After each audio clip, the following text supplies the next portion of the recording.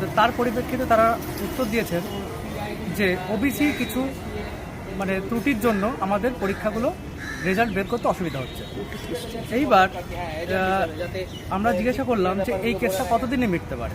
তো সেই সম্বন্ধে স্যার জানালেন সেই জিনিসটা মিটতে এখন সেটা হাইকোর্টে তো ডিভিশন বেঞ্চে কেসটা যেহেতু চলছিল, সেখান থেকে একটা রায় দিয়েছে। এবার সুপ্রিম কোর্ট যে রায়টা দেবে তারপরে নির্ভর করছে যে কবে আমরা রেজাল্ট বের করবো। তারা যে রায়টা দেবে তারপরে আমরা দাঁড়িয়ে আছি। এবার বলা হলো যে কেপি কনস্টেবল এক্সামটা কবে হবে স্যার। তো তার পরিপ্রেক্ষিতে তারা জানালো যে 1 সেপ্টেম্বর তারা একটা ডেট মোটামুটি ঠিক করেছিল, কিন্তু এই ওবিসির কারণেই পরীক্ষাটা পিছিয়ে গেল। এবার সেটা কবে হবে সেটা তো নির্ভর করছে সুপ্রিম কোর্টের উপরে।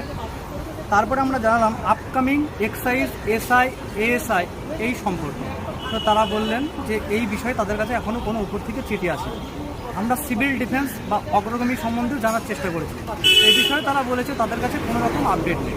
আপকামিং কেপিএসআই সম্বন্ধে একটু ছোটোখাটো কিছু বলেছেন, এবার সেটা নির্ভর করছে ওবিসির উপরে। ওবিসি যদি মিটে যায় তাহলে খুব তাড়াতাড়ি সমস্ত ভ্যাকান্সি বেরোবে।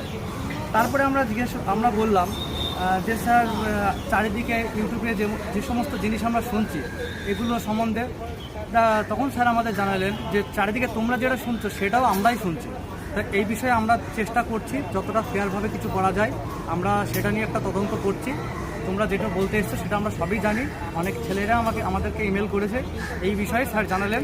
তবে স্যার আমাদের আশা দিয়েছেন যে সামনের রিক্রুটমেন্টগুলো যেন একদম স্বচ্ছ এবং স্বচ্ছতার সঙ্গে যেন করা যায়, এবং সেই স্বচ্ছতা করতে গেলে তোমাদের হেল্প আমাদের লাগবে। যদি কোনো কিছু দেখো সেটা আমাদেরকে ইমেল করো, তাদের জিনিস গোপন রাখা হবে, তাদেরকে আওতায় আনা হবে না। যদি কিছু দেখে থাকো সেটা সঙ্গে সঙ্গে আমাদের ইমেল করবে।